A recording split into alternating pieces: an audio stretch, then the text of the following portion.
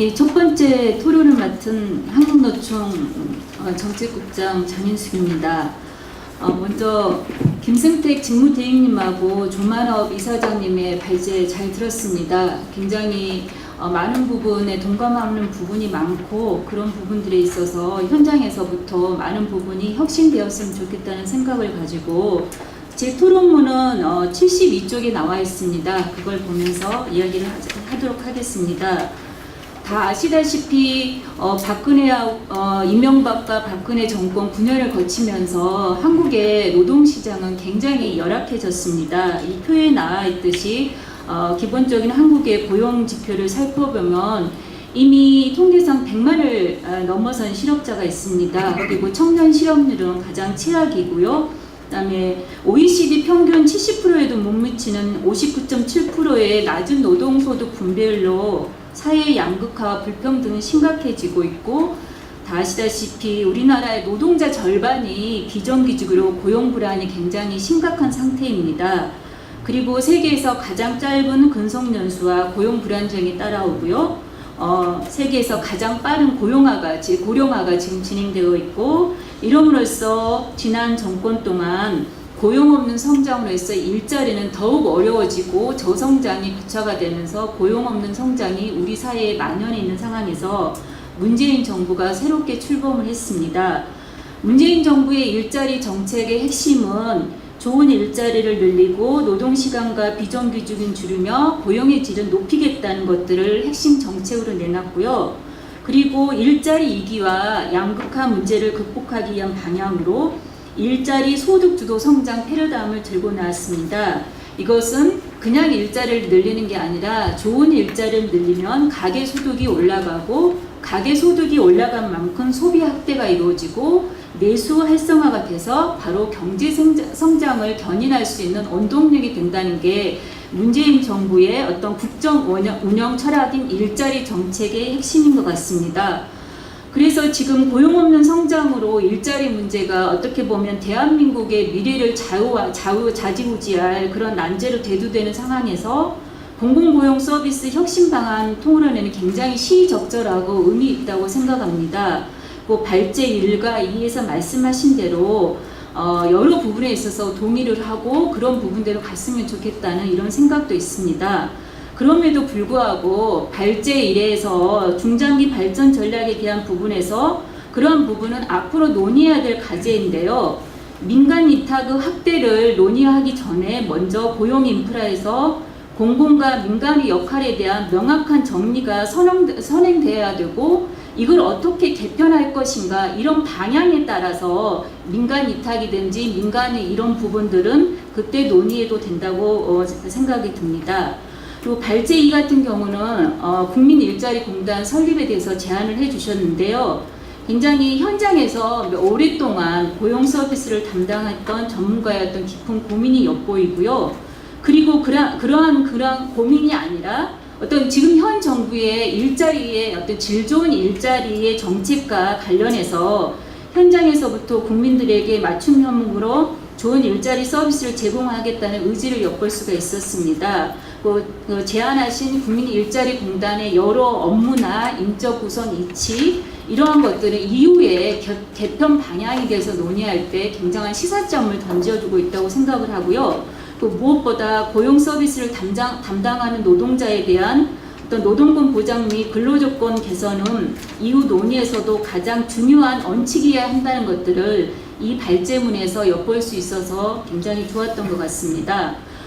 두 분의 발제자 분들께서 지적하셨다시피 저희 나라 세계 각국은 어떤 갈수록 평생학습, 직업훈련이나 고용 서비스 연계한 통합적인 원스톱 서비스를 제공하기 위해서 노력하고 있지만, 우리나라 같은 경우는 앞에 나온 지적들처럼 어떤 중앙부터 다양한 고용 인적자원 개발 사업들이 분산 중복되어 시행되어 있고, 그다음에 고용노동부가 추진하는 사업들 간에도 연계가 미흡하고, 특히 각 지방자치와 중앙부처 사업 간의 긴밀한 연계가 부족합니다.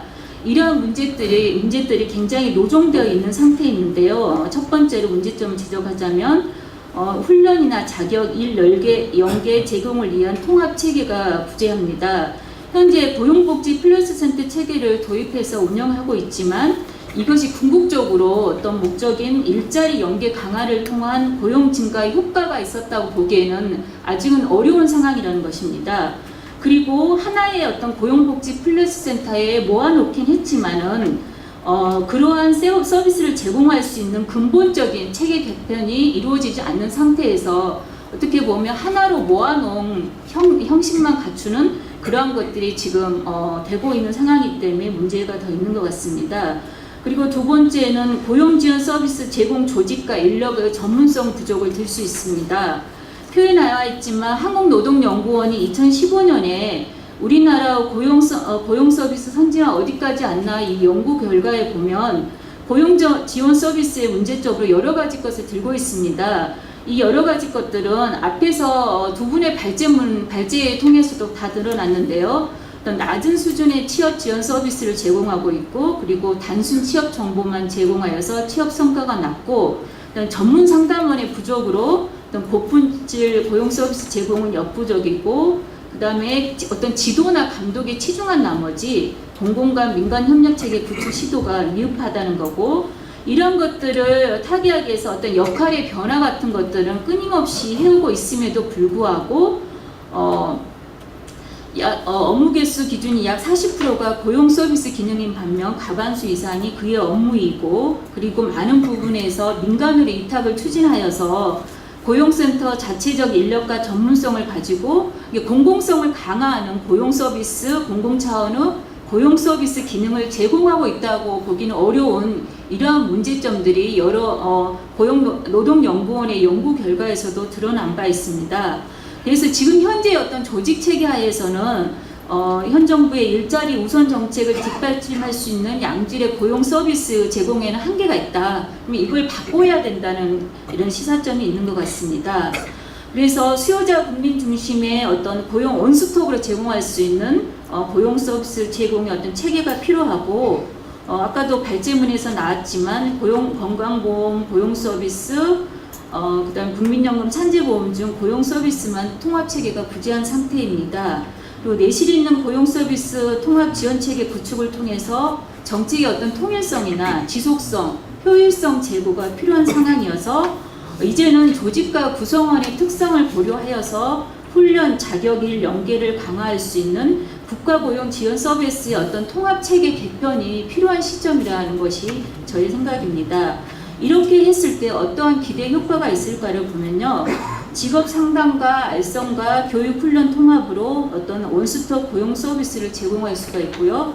고용 인프라 확대 및 전문적 교육 시스템 확보로 인적 자원의 효율적 양성과 고용 서비스 질 관리를 할 수 있고, 취약계층의 노동자에 대한 지원 강화를 통해서 복지 수혜자의 적극적인 구직 활동을 촉진할 수 있습니다.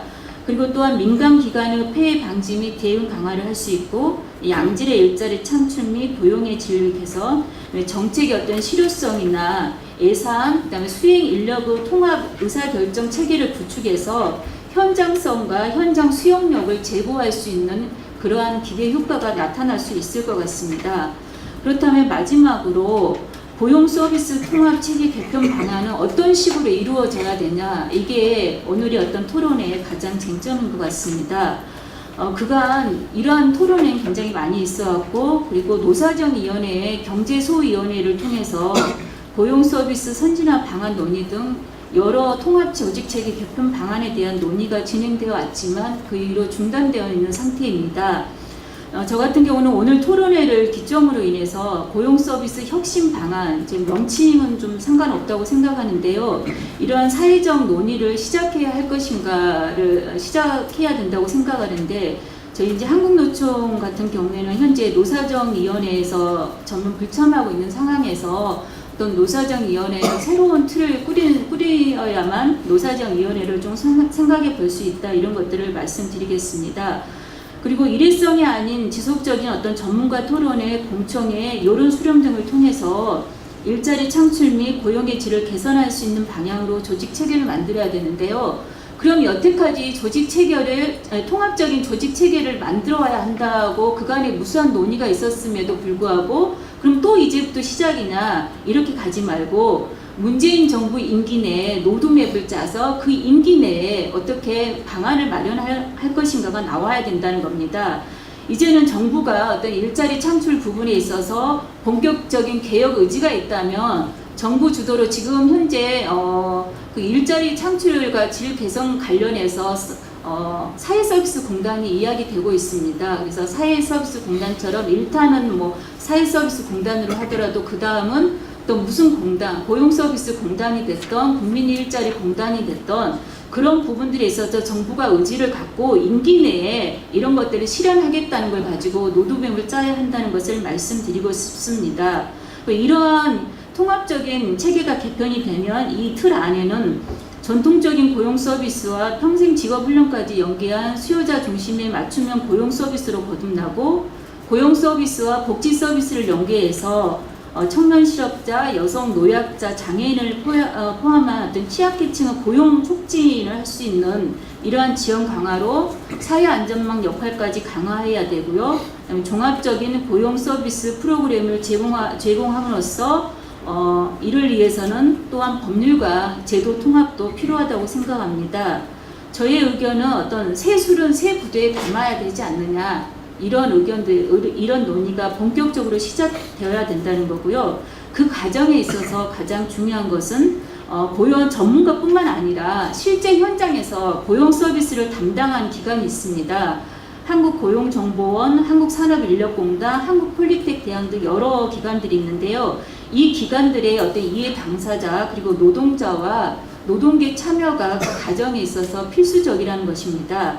이러한 사회적 논의를 통해서 가장 적합한 조직으로 개편하고, 그리고 누누이 강조하고 싶은 것은 고용 서비스에 종사하는 김승택 직무대행님의 어떤 그 발제문의 22쪽이나 조만업 이사장님의 47쪽에 나와 있는 발제문에 나와 있는 것처럼 현재 그 고용 서비스에 종사하는 노동자의 어떤 인력들은 상당히 굉장히 그 인력이 부족한 상태입니다. 그래서 이러한 노동자를 대폭 확대를 하고 노동권 기본 보장이 강화되어야 할 것인데요.